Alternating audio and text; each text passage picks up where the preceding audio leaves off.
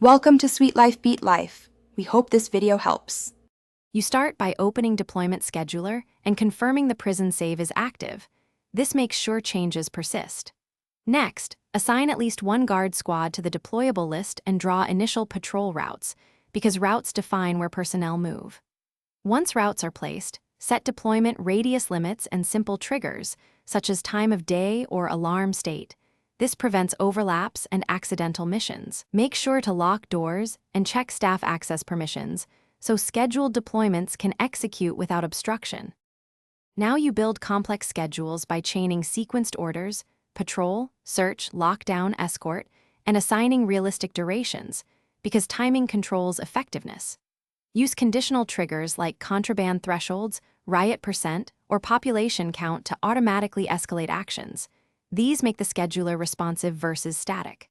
Once done, insert delays and waypoints between tasks so multiple squads coordinate without colliding. Make sure to test one chain at low intensity to confirm movement and access before scaling. Finish by running a full simulation cycle and observing squad compliance, gate interactions, and prisoner responses.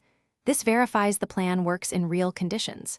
If you see timing conflicts, adjust durations and trigger thresholds, and refine staff access right so teams can use required doors.